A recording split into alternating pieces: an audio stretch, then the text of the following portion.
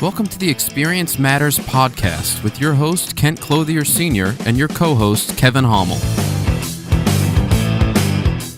Hello, everyone. Welcome to the Experience Matters podcast. Kent Clothier Sr. here, your host today. Got my two sons back on here today for another round. We did this a few episodes ago.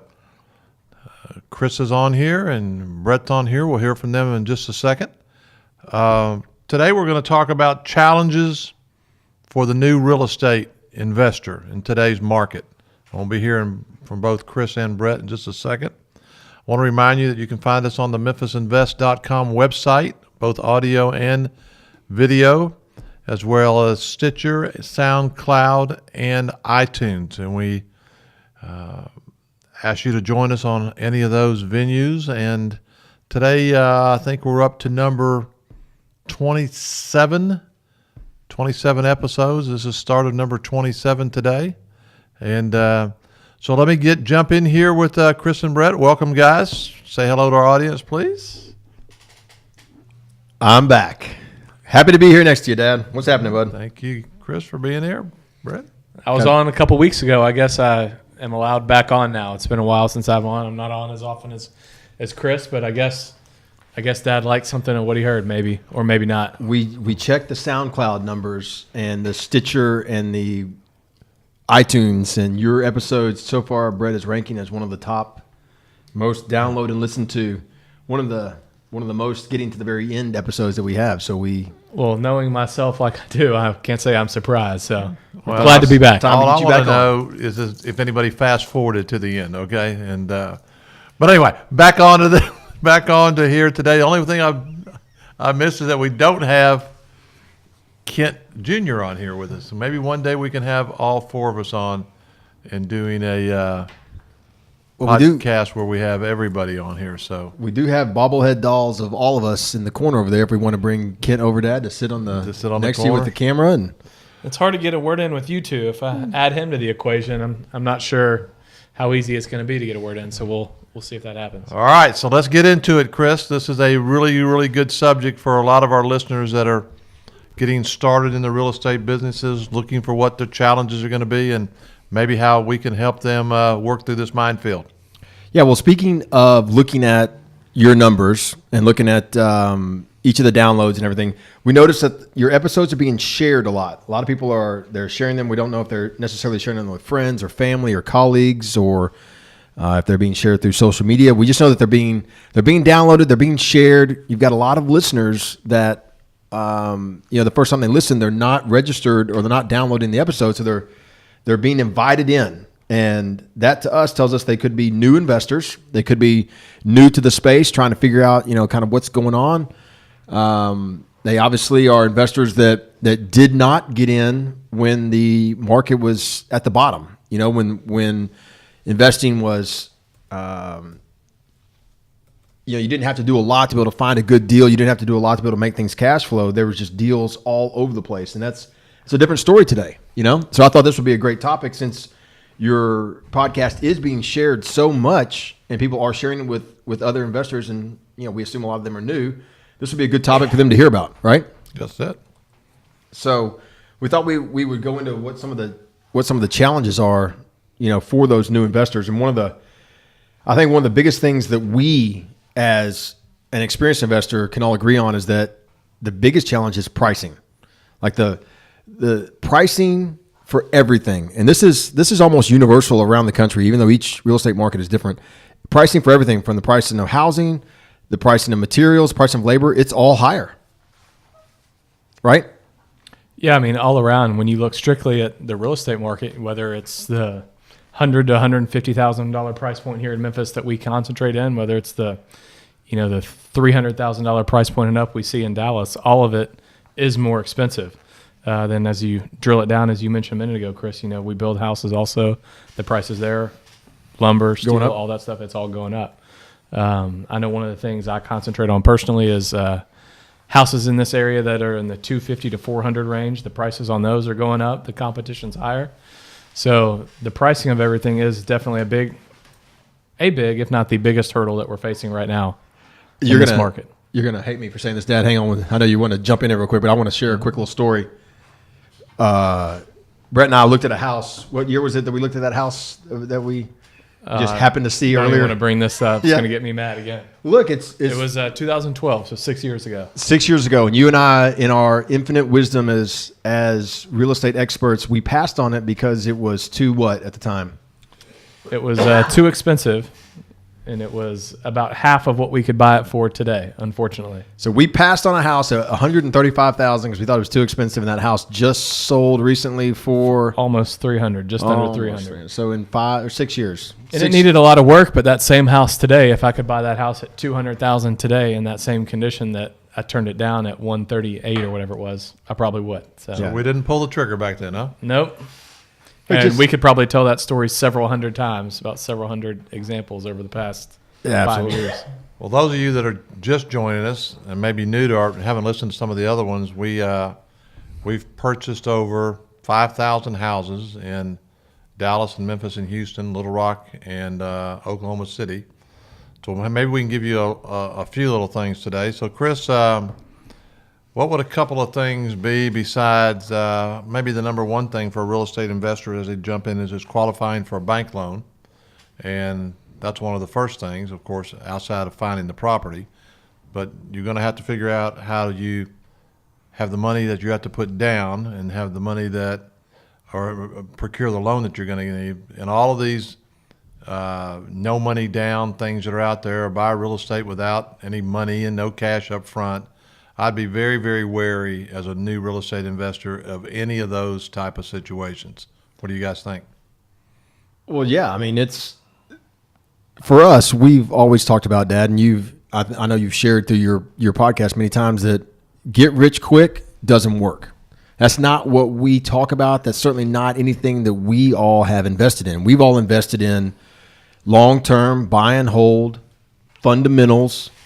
Let someone else pay your note off for you. Make a little money at the end of the month. Use that money to pay off your debt. You know, we don't advocate buying fancy watches and fancy cars and flying on fancy airplanes. I mean, that's not what we talk about. And if you find yourself as an investor being attracted to that message, and that's the message that's being used to sell you on something, that's not, in our opinion, that's not a good investment, especially not with a house itself. You know, we're talking about the owning the piece of real estate. If you're attracted to the fact that owning that piece of real estate will help you get that big fancy watch, you're probably going about it for the wrong reason, wouldn't you think? I agree wholeheartedly, but going into it, you still have to figure out how you're going to be able to buy the house, whether you're paying cash, which obviously is the easiest way up front, but not very many people today can do that. Borrow money from a private lender, some type of lease with an option to buy. Of course, people do that today. But you're going to have to, in the end, as you become a real estate investor, you're going to have to be bankable. Yeah.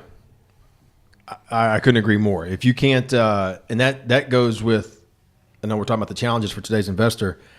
I don't know, Brett, what do you think? Is it easier or harder for somebody to get qualified for bank money today? It's got to be easier than it was in 2009, right? Yeah, it's definitely easier than 2009. And going back to what you said, Dad, definitely if you want it to be able to scale it to any type of volume. If you just want to buy a couple houses, then there's people out there who definitely can do that. But to me, the ability to leverage real estate and be able to scale it from, you know, whatever your goals might be, whether it's 5 properties, 10 properties. For me, I'm at 45 right now and continuing to grow. And obviously, I didn't pay cash for every single one of those. So leverage has been able to help me get to the point that I'm at now. And, you know, yeah, when we first started buying, or when I started buying back in the mid 2000s, it was obviously easy to get money.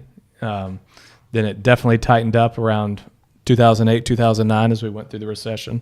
And then now we've seen it loosen back up a little bit. And to be able to do any type of volume that you want to do, obviously that's something you need on your side, is the ability to lever.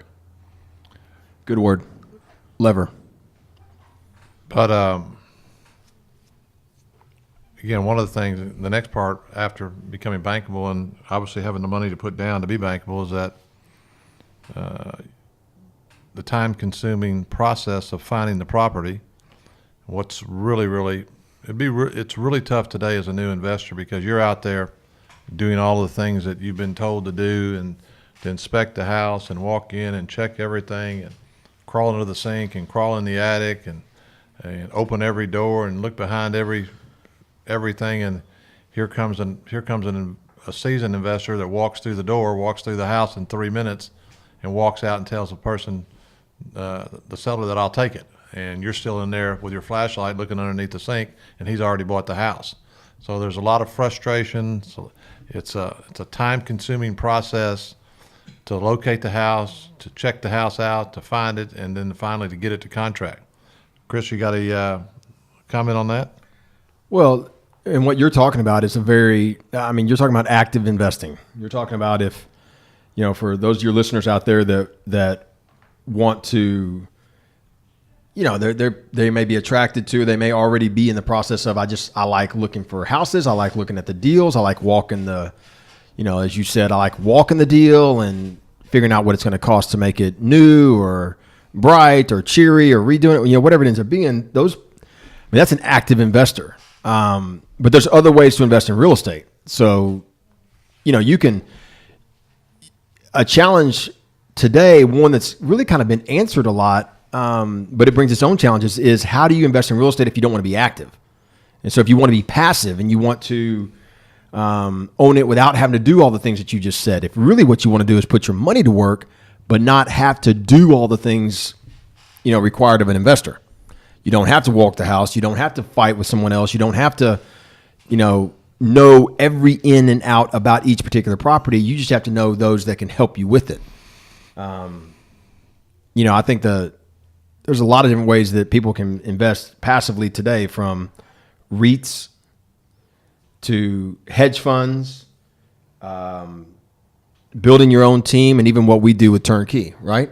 That's exactly right. And that's why, part of your, when you get into this as a new real estate investor, you got to know what your strategy is, what your exit strategy, what your front end, back end strategy is, and what you intend to do with the property, how long your money is going to be tied up, or maybe another strategy that you have. Brett, what do you think on either the passive or the active strategy? Yeah, either one. What we say all the time, Dad, and I think you say it all the time, is it all comes down to people. And whether you're on the active side, and whether it's you're working with contractors, realtors, inspectors, whoever it is, or whether you're on the passive side working with a turnkey company or working with a REIT, it's all about the people that you surround yourself with and building out your team in whatever capacity you're working with a team.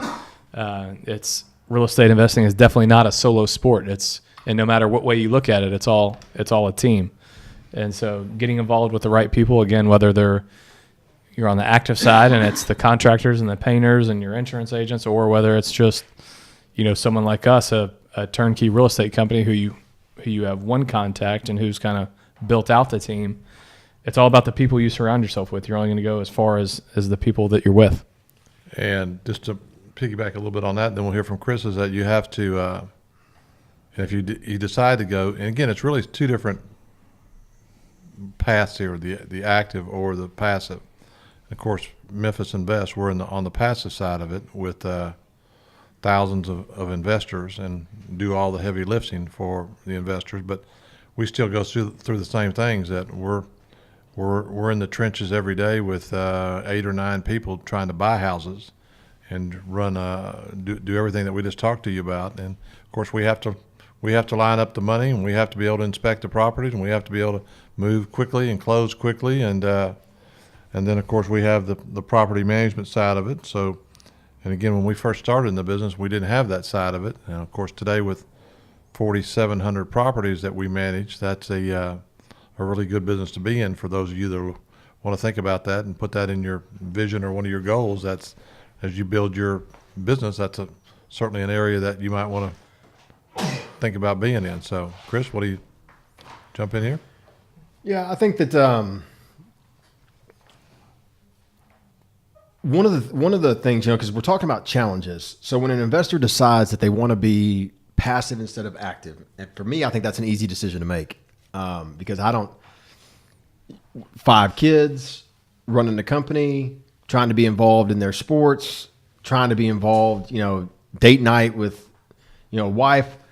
All of those things you really have to put on the side if you're going to be an active investor and have that full-time job and have something has to give somewhere. You cannot be dedicated to everything and be good at everything if you're trying to spread yourself too thin, I guess is what I'm saying. So I'm one of those that says, look, I'm all for the passive side.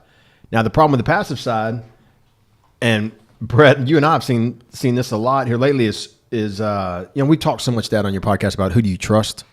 We did how to buy turnkey a couple of weeks ago. What's a good turnkey investment? A good turnkey company, and it goes back to what I was telling you a few minutes ago about slick marketing. We've been getting inundated as Brett and I are buying more houses. We're getting inundated from other companies that are trying to get our business. There's from mailing us nonstop to interruption marketing by sending us emails to even calling us on the phone. Same thing's happening to a lot of our clients where they're just getting inundated with these, turnkey companies that want to sell them houses once they've gotten into the market. I think it's a big deal. And we should talk a little bit about it, about how do they, how do you go about knowing who you can trust, especially when everybody out there sounds the same? Because that's a big thing for investors today is how, a challenge for them getting started is, every damn company sounds exactly like Memphis Invest. They all say the same thing, right? Well, and we've seen, again, as we've been doing this now for about 15 years, we've seen some of our ideas that are duplicated and replicated in other forms of media and marketing. And again, all we can do is encourage you, if you're going the passive route, to certainly go visit. We have, I think this week, we have 3 to 5 visitors visiting our Memphis office and our Dallas office. Investors are smart. They just want to come. They want to see the team. They want to meet the people. They want to see that it's all real and that you guys are doing exactly what they say you're doing. And so you really, really have to inspect what you expect as an investor if you're thinking about getting in the passive side. Well, I want to ask you a question about that real quick. Mm-hmm. So somebody's going to go inspect what they expect. They're going to go meet a company. Mm-hmm. And the company talks about customer service. And they talk about how much they care about you and how much communication is very, very important to them, and how they do top-level renovations and they have 98% occupancy rates and they collect 100% of rents every month, and on and on and on. All these things that, of course, we've spent years trying to reach, and you got this new company that somebody's going to go see. What's the number one way or the number one thing somebody can look at to know, is the story I'm being told actually possible? You know what I mean? It is. Somebody talks about all this customer service and all this stuff. What's the number one thing that they can look at and just do a quick little count of to see if the story they're being told is real? Well, when you go to any office, whether it's a large passive company or a small one, you want to go in and you want to meet the people. You want to ask what their responsibility is, what their job is. If a company has 200 properties that they're managing and they have 3 people working for them, you have to look at that. We have 4,700 properties and 90 people working for us in our offices, plus real estate, plus rental agents that are in addition to that 90. So you have to go looking for the people that are going to manage your property, and not only talk to them, get intro to them, get a tour of their building, see what's going on. And to me, that's the whole thing. Is that where you were going with that? Oh yeah. I mean, we have 9 people up there that work in our customer service department, and being the guy that does a lot of the marketing, I chuckle sometimes when I see companies that they say they're doing, 200, 300, 400 houses in a year and managing whatever 1,000 properties, and they use all the same marketing. For an investor out there hearing it, they might really like what they're hearing, because they're hearing all these big numbers, they're hearing all this performance, they're hearing all these stats and data, and then you go meet them, you go peek behind the scenes, and you see 7 people working for the company, and you realize that's my point. Hell, we have 9 people that work in customer service, so you cannot do all the things. It reminds me of the story out of the Memphis company that we're wide open. We're an open book, and they came over here to to meet us. The owner of the company came over to meet us, and he had been marketing himself for years as a guy that did customer service and called every client every month, and a few other little things. And when he came over to visit us, he walked out and he said that he was shocked that we were as big as we were. He was shocked at all the stuff that we showed him and that we met about. And I looked at him and I said, "What are you talking about?" I was like, you do the same thing. He went and met our customer service department. He's like, "I didn't realize you'd have all these people working here." And I said, "What do you mean? You tell people you call them every month." He says, "I just tell them that." He's like, I just assumed you were full of crap. Y'all were just using that as a marketing gimmick. And so I did the same thing. And you on a site like Bigger Pockets, Dad, I see it all the time where somebody will be asked a question and they'll say their answer for what they do and why they do it is, well, everybody else says they do, so I say I do. Oh, and wow. So for a new investor, I liked what you said, Dad, because you can't do this without hiring, training, taking on the risk. Like you just said, 90 people, that's a hell of a payroll to meet every 2 weeks. That's what you have to do if you're going to scale it. Brett, do you agree with the people side of it? I do, and there's one way to do that, and that's get on the ground and meet them. That's the number one thing. Number two thing that I always pay attention to, and to me, it can be in whatever business. It can be in the house business, the car business. It can be in something you buy online. It can be anything. To me, it's how long it takes people to respond to you, and it's such a minor detail, but to me, it just tells so much. Perfect example, is if one of our customers has to send our customer service representative an email and it takes them longer than a few hours to respond, then I don't like that. I don't think that's good service. And when you go to one of these companies and you see, like Chris, you said a minute ago, only 7 people that work there, and you hear complaints that, they don't ever get back to me, that would be a big red flag. And to me, that's one thing that I always pay attention to is if I send them an email and they immediately respond, that I know that they're going to be good in terms of anything else that I might need from them. So that's one thing that I always pay attention to. And you can capture on that real quick, whether you go meet them, whether you talk to them, whether you're exchanging emails asking them about their company, you can get a quick indication of what somebody might be like.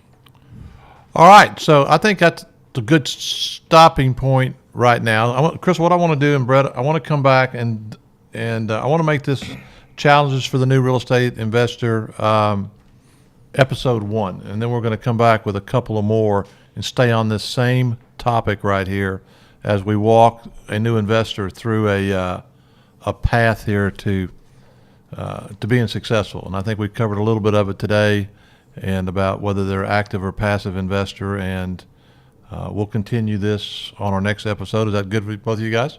Yep. Yes, sir. Thank you for both for being on here. That gives us a topic for the next one as we move through this 2 or 3 part series. So again, I want to remind our listeners, thank you for being with us. You can find our company at memphisinvest.com. You can find the podcast Experience Matters there also, and also on Stitcher and iTunes and SoundCloud. And again, we thank you very much for being with us today and following us. We looked this week, we're just over, and we have 20,000 followers on our podcast, and we thank you very much. And hopefully we're bringing you some good content, some good education, and we appreciate the following that we have, and we'll see you on the next episode. Thank you very much. Thank you for joining us on Experience Matters. You can listen and subscribe to us on iTunes, SoundCloud, and Stitcher. Be sure to visit us at memphisinvest.com.